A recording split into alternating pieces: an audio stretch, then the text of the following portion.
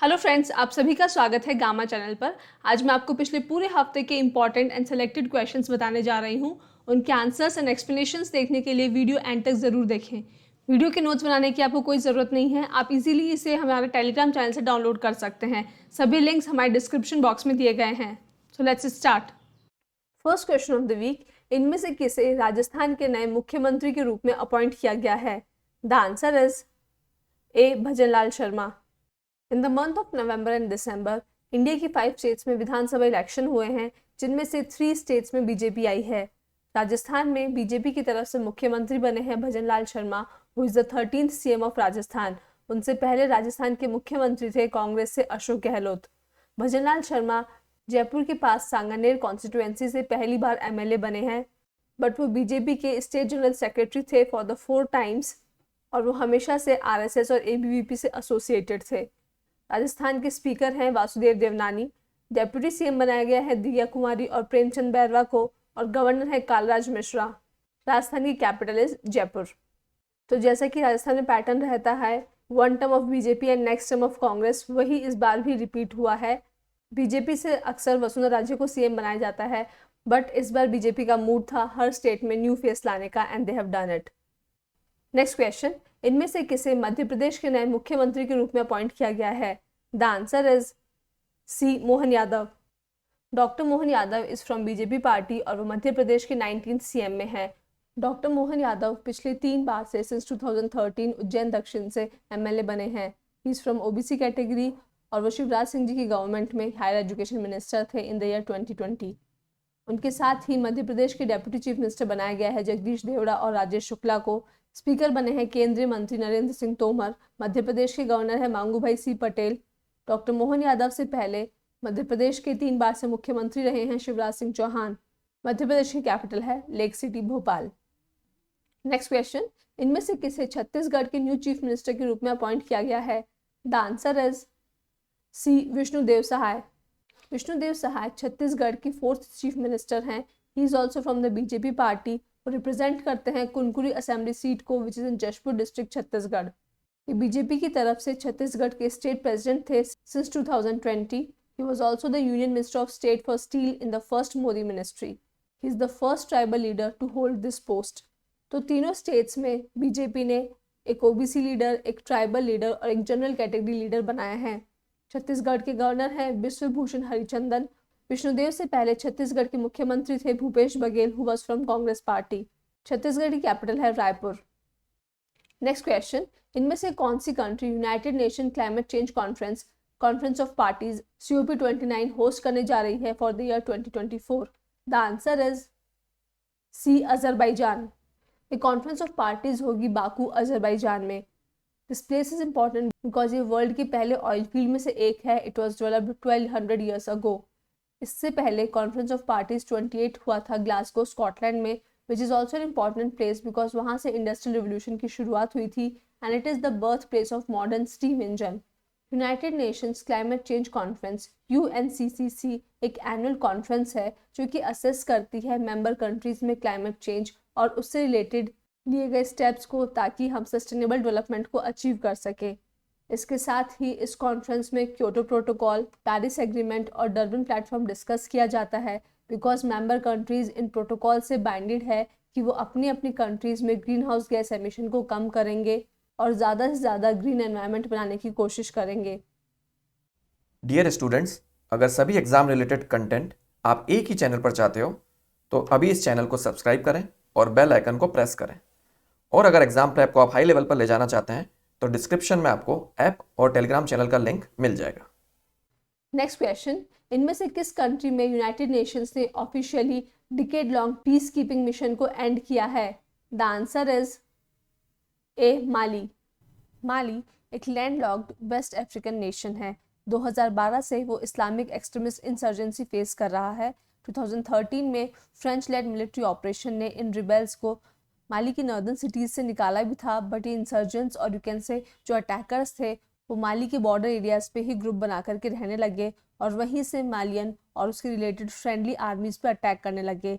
इसी friendly army में आती है United nation peace keeping force, जो कि यूनाइटेड नेशंस की एक आर्मी है जिसमें अलग अलग कंट्रीज़ के सोल्जर्स हैं।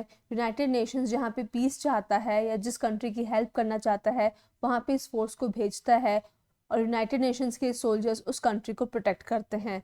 बट माली की गवर्नमेंट का कहना है this force is not enough and it is इनएडिक्वेट in helping the Mali country.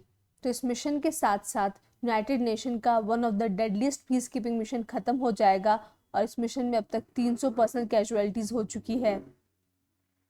Next question, इनमें से कौन सा वर्ड कैम्ब्रिज डिक्शनरी का वर्ड ऑफ द ईयर बना है for 2023? The answer is D, hallucinate. Hallucinate का मतलब होता है कुछ ऐसा सोचना या समझना जो हकीकत में एग्जिस्ट नहीं करता। To seem to see, hear, feel और smell something that does not exist and it is because of your health condition, या फिर आपने कोई ऐसी दवाई ली है जिसकी वजह से आपको कुछ ऐसा दिखाई सुनाई देता है which does not exist in reality. But ये डेफिनेशन अब पुरानी हो चुकी है 2023 में, जब से आर्टिफिशियल इंटेलिजेंस के टूल्स आ चुके हैं लाइक चैट जीपीटी, बार्ड, जो कि लार्ज लैंग्वेज मॉडल्स LLM को यूज़ करते हैं और वर्ल्ड की इमेजिनेशन को भी कैप्चर कर लेते हैं। वहीं पे हेलुसिनेशन को एक एडिशनल मीनिंग मिला है। आर्टिफिशियल इंटेलिजेंस के ज़माने में हेलुसिनेशन का मतलब है to produce false information. Next question, इनमें से किस कंट्री में वर्ल्ड का 4th generation nuclear reactor inaugurate किया गया है? The answer is D, China.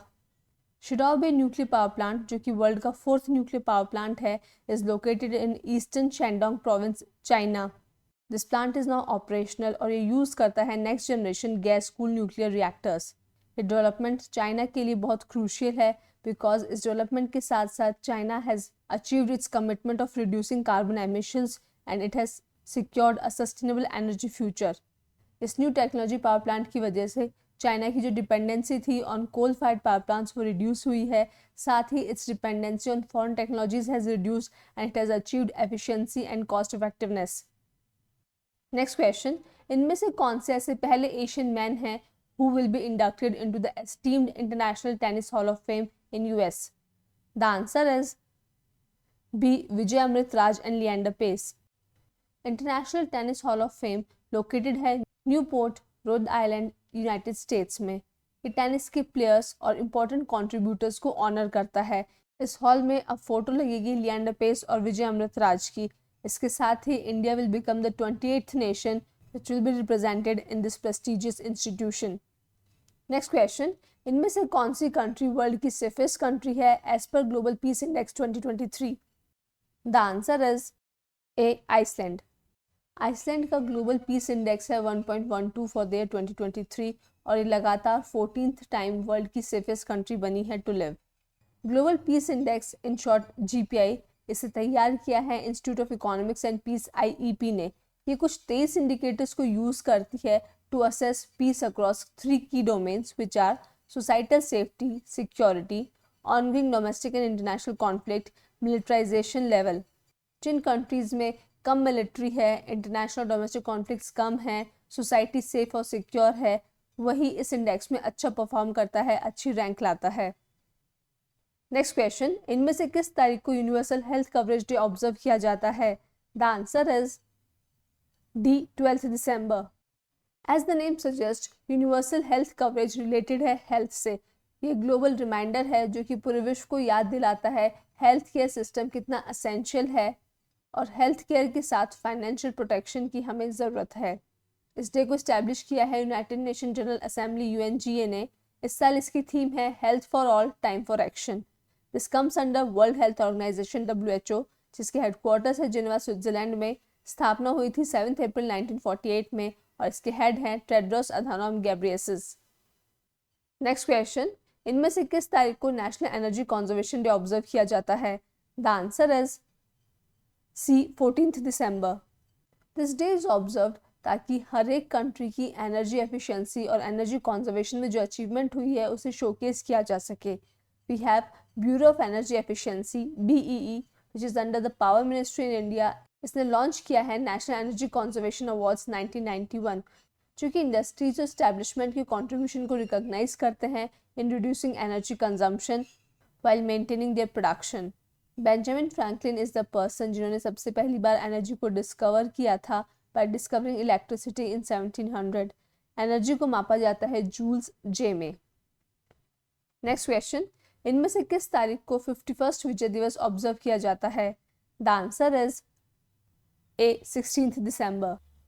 1971 में जो इंडो पाकिस्तान वॉर हुई थी, जिसमें इंडिया ने बांग्लादेश यानी ईस्ट पाकिस्तान का साथ दिया था और फाइनली बांग्लादेश पाकिस्तान से अलग हो सका बिकॉज ऑफ इंडिया।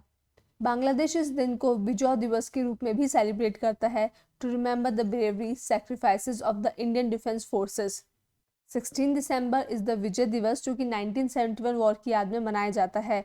कारगिल विजय दिवस मनाया जाता है 26 दिसंबर को, जो कि 1999 के इंडिया पाकिस्तान वॉर की याद में मनाया जाता है, जिसमें भी इंडिया ने जीत हासिल की थी। कमिंग टू लास्ट क्वेश्चन, इनमें से किस तारीख को इंटरनेशनल माउंटेन डे ऑब्जर्व किया जाता है? The answer is A 11 December. Mountains की हमारी लाइफ में बहुत इंपॉर्टेंस है, बट हम इसे अक्सर समझ नहीं पाते। जिन कंट्रीज़ को चारों तरफ से माउंटेन ने कवर कर रखा है, वहाँ पे कभी बाहर का कोई देश आक्रमण नहीं कर सकता। अच्छे माउंटेन्स एक सीनिक ब्यूटी का पार्ट है। They bring good rainfall and climate. So this day is observe ताकि लोग अपनी लाइफ और क्लाइमेट में माउंटेन्स की वैल्यू को समझे। इस साल इस दिन की थीम है restoring mountain ecosystem. Mount Everest world का हाईएस्ट माउंटेन पीक है, वहीं इंडिया नेपाल बॉर्डर का कंचनजंगा इंडिया का हाईएस्ट माउंटेन पीक है और वर्ल्ड का 3rd highest. So students, that is all about this week. I hope आप लोग को वीडियो पसंद आया हो।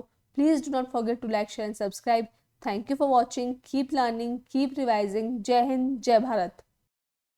तो दोस्तों, अगर आप चाहते हो कि ऐसा ही क्वालिटी कंटेंट आपको मिलता रहे जो हेल्प करे आपको आपकी एग्ज़ाम प्रेप में, तो सर्कल में जो गामा का लोगो दिख रहा है उसको क्लिक करें और चैनल को सब्सक्राइब करें। Thank you.